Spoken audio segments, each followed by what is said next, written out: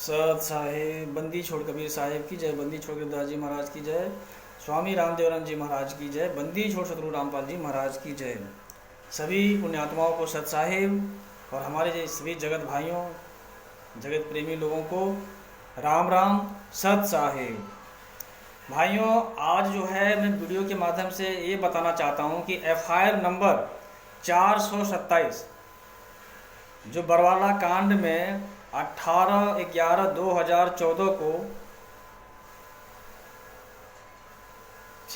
FIR number 427 बंधक बनाने का जो आरोप संत रामपाल जी महाराज पर लगा है 427 में, इसके विषय में चर्चा करूंगा। तो आप लोग मेरे वीडियो को ध्यान से देखें। भाइयों, ये जो FIR जो दर्ज हुआ था इसमें से संत रामपाल जी महाराज के ऊपर भी जो है नाम दर्ज हुआ, क्योंकि वो आश्रम के संचालक थे, इसीलिए जो है संत रामपाल जी महाराज के ऊपर भी नाम लग गया। जबकि संत रामपाल जी को इसमें से कोई लेना देना नहीं था, मतलब संत रामपाल जी महाराज ने ऐसा किसी को बंधक नहीं बनाया था, लेकिन इन पर भी झूठा आरोप लगा। तो आप लोग अब समझ सकते हैं, इस वीडियो में आगे देखिए कि क्या क्या कैसे ये घटना जो है और क्या क्या पुलिस का जो FIR लिखा गया और कोर्ट में क्या गवाही हुई। तो इस विषय में मैं आप लोग को 427 FIR नंबर बताना चाह रहा हूँ जो बंधक बनाने का आरोप है। तो इसमें जो है कुल जो है संत रामपाल जी महाराज सहित 6 लोगों पर आरोप लगी है। पहला तो संत रामपाल जी महाराज जो है, दूसरा पुरुषोत्तम सैनी है जो कुरुक्षेत्र आश्रम का मालिक है इस समय, और तीसरा में है बलजीत जो है बलजीत सिंह जो ट्रस्टी है, और चौथा जो राम कुमार ढाका, और पांचवा राज कपूर, और छठवां नंबर पे है राजेंद्र, है ना। तो ये 6 लोगों पर जो है भक्तों को बंधक बनाने का आरोप, मतलब सोचिए कि उसमें से अब क्या होता है कि पुलिस कंट्रोल रूम में एक फ़ोन आता है, एक भगत जो है भगत के द्वारा फ़ोन आता है दिनांक 18/11/2014 को। ये SI सुरेश कुमार ने बताए हैं कि हिसार कंट्रोल रूम में जो है मोबाइल नंबर 90-500 और 20-339 पर सुखदेव सिंह द्वारा लैंडलाइन फ़ोन नंबर 237150 पर इस आशय की सूचना दी गई, और संत रामपाल जी के अनुयायी हैं जिन्होंने सूचना दी वो संत रामपाल जी के अनुयायी हैं। वो बता रहा है कि वह और कुछ अन्य लोग व्यक्ति जो है आश्रम से बाहर आना चाहते थे, जिन्होंने ये लैंडलाइन पे फ़ोन किया, पुलिस को सूचना दे रहे हैं। वो बता रहे हैं कि मैं और कुछ लोग आश्रम से हम लोग बाहर आना चाहते थे, लेकिन पुरुषोत्तम दास, राज कपूर, महेंद्र, राजेंद्र एवं राहुल तथा अन्य जो है 30-40 लोग, उन्हें आश्रम में रोक रखा है, उन्हें आश्रम से बाहर नहीं आने दे रहे थे। तो इसमें जो रोक रखा था, इस टेलीफोन सूचना पर बरवाला थाना में LO पद पर स्थापित जो ASI सुरेश कुमार जी जो हैं ने FIR दर्ज किया, और जिसका जो है FIR नंबर 427/2014। इस केस में पुलिस द्वारा चार्जशीट प्रस्तुत करने के बाद सभी अभियुक्तों के विरुद्ध न्यायालय ने धारा जो है 147, 342 और 149 भारतीय दंड विधान के तहत आरोप गठित कर विचारण प्रारंभ किया। और अभियोजन पक्ष की ओर से केस में कुल जो है 6 गवाह प्रस्तुत किए गए थे।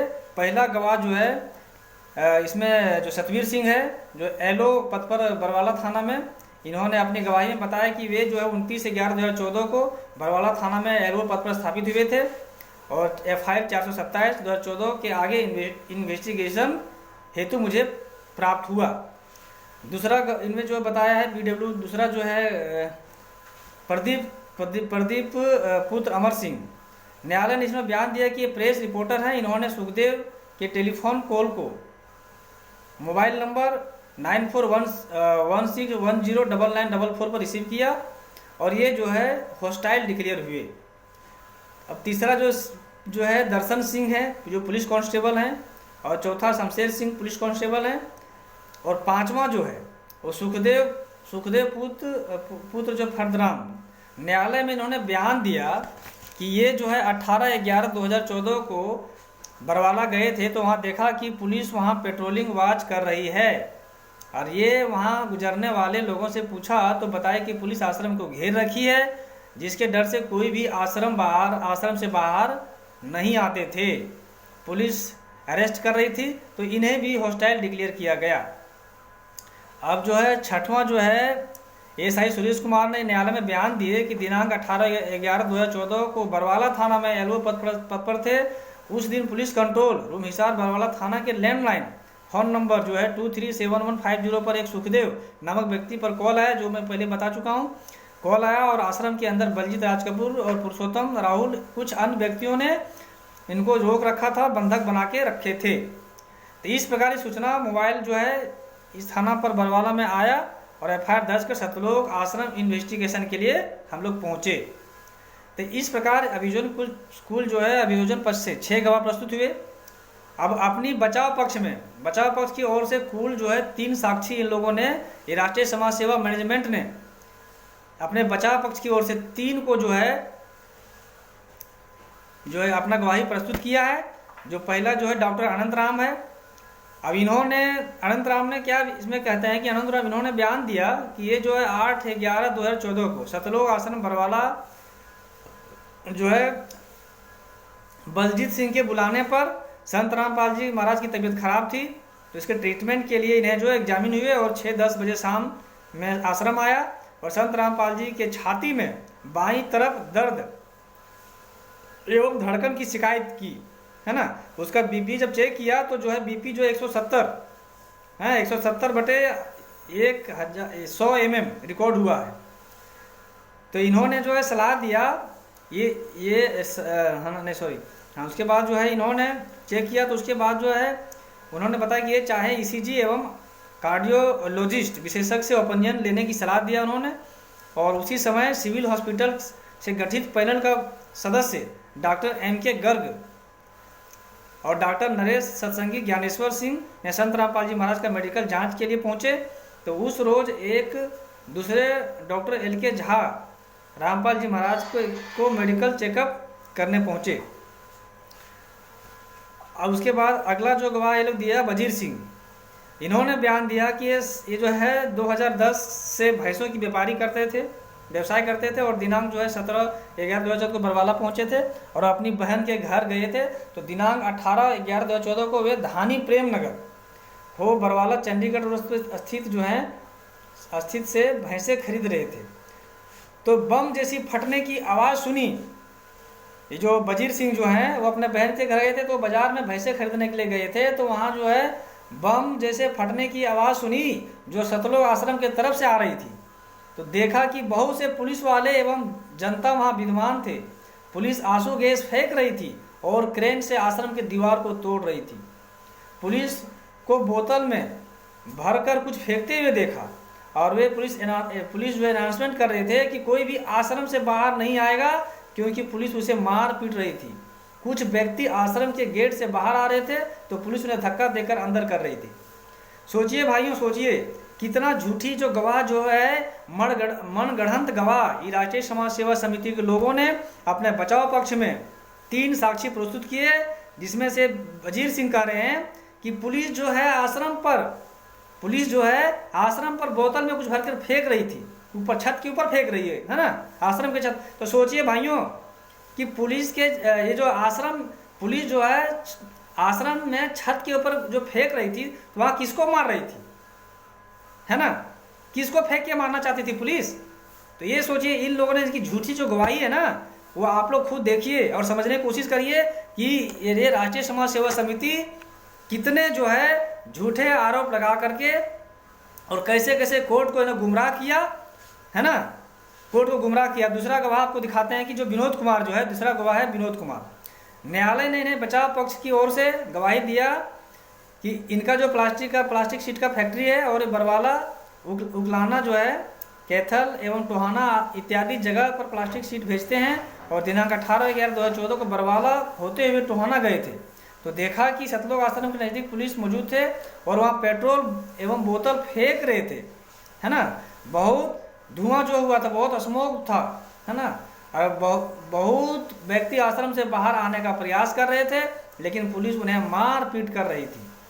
1 घंटा से ये सब देख रहे थे और पुलिस अनाउंसमेंट कर रही थी कि अगर एक भी व्यक्ति आश्रम के बाहर आएगा तो उसे जान से मार दी जाएगी। सोचिए, पुलिस अनाउंसमेंट कर रही थी कि कोई भी यदि बाहर कोई आएगा तो उसे जान से मार देंगे, मार दिया जाएगा। वहाँ कोई काले कमांडो मौजूद नहीं थे और ना ही छत पर थे, बल्कि पुलिस ही छत पर बम फेंक रही थी। भाइयों, इस गवाह में आप देखिए कि झूठी गवाही, मनगढ़ंत गवाही बना करके कैसे जो है इन लोगों ने दिया, जबकि फोटो भी है कि पुलिस जो है छत पर नहीं थे। ये जो संत रामपाल जी महाराज के अनुयायी लोग थे, जो काले कमांडो थे, वही जो है छत पर, आश्रम की छत पर से जो है बोतल चला रहे थे, पेट्रोल बम फेंक रहे थे, है ना। और जो है पेट्रोल बम फेंक रहे थे, बोतल जो वो लोग ही फेंक रहे थे, बोतल जो पेट्रोल बम जो है वही लोग फेंक रहे थे, पत्थर चला रहे थे वहाँ से। और यहाँ क्या गवाही में झूठी गवाही क्या दी जा रही है कि पुलिस लोग फेंक रहे थे। तो भाइयों, ये आप लोग समझने की जरूरत है। समझिए, ये फोटो में विद्वान भी है, सब दिखाया गया, फोटो में दिखाया गया, जो मीडिया वाले भी दिखा रहे थे, जो फोटो दिखाई दिया, ये फोटो साक्षी है, इसको कोई झुठलाया नहीं जा सकता कि पुलिस ऊपर फेंक रही थी, पुलिस उसको पब्लिक को डंडे से मार के अंदर कर रही थी, धक्का दे के अंदर कर रही थी या नहीं कर रही थी। वो तो आप खुद विचार करिए कि इन लोगों ने कैसी झूठी गवाही दे करके कोर्ट को गुमराह किया।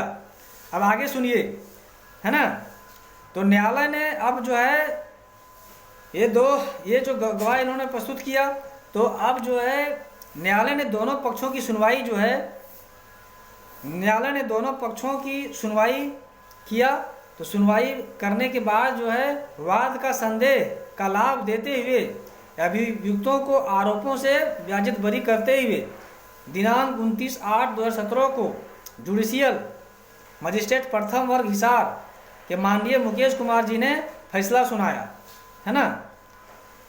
और इसमें जो है इन लोगों को बरी कर दिया, संदेह का लाभ दिया, है ना। कि दोनों, जब इन्होंने जो मनगढ़ंत कहानी जब बताई तो इससे जो है कोर्ट गुमराह हुए और इसलिए संदेह का लाभ देते हुए इन लोगों को बाइज्जत बरी करवाए, बाइज्जत बरी कर दिया, है ना।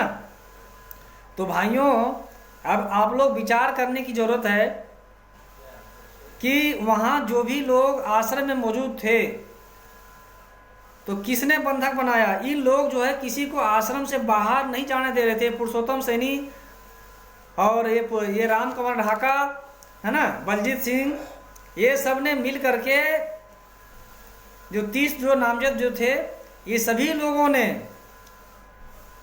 नामजद तो इसमें 6 ही लोग थे, जिसमें संत रामपाल जी महाराज को रोल ही नहीं था, है ना। संत रामपाल जी महाराज तो खुद जो बंधक बने हुए थे। तो संत रामपाल जी महाराज ने कब बंधक इन लोगों को बनाया? और संत रामपाल जी महाराज ने अपने स्टेटमेंट में बताया, जब उनको पुलिस अरेस्ट की तो संत रामपाल जी महाराज ने बताया कि मैं भी खुद बंधक बना हुआ था, है ना। और मुझे भी मैं आश्रम में छुपा रहा, नहीं तो मुझे भी ये लोग जान से मार देते।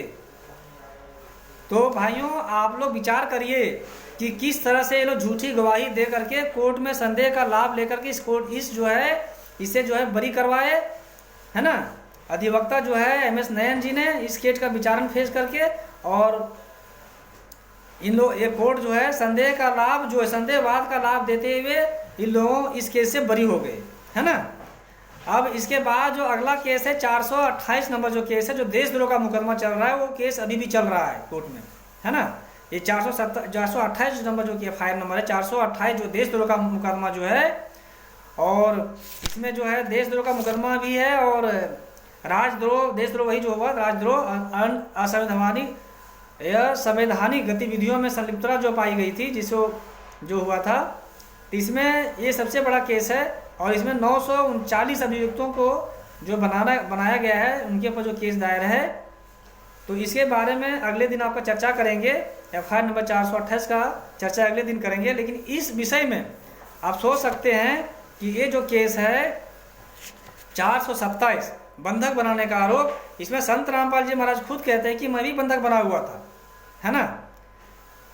और जिन्होंने केस दायर किया था, संत रामपाल जी के अनुयायी, इन्होंने सही कहा था कि, और सही जो FIR दर्ज हुआ था कि इन लोगों ने, ये पुरुषोत्तम सैनी और ये बलजीत जो है लहरी है और राम कुमार ढाका, राज कपूर या राजेंद्र, ये सब ने मिल के तथा इनके और गुर्गे लोग जो थे, ये सभी ने मिल करके सभी को जो है आश्रम में रोक के रखे थे, है ना, और किसी को बाहर जाने नहीं दिया जा रहा था। तो भाइयों, ये घटना जो है सत्य है बरवाला की, और सत्य घटना है, लेकिन पुलिस पर झूठा आरोप लगाया इन लोगों ने, झूठी गवाही दिया कि पुलिस लोग जो है पेट्रोल बम छत पर फेंक रहे थे, बोतल में भर के कुछ फेंक रहे थे, है ना। अब पुलिस को यदि मारना होता तो भाई वो तो ऊपर छत के पे क्यों फेंकते, है ना।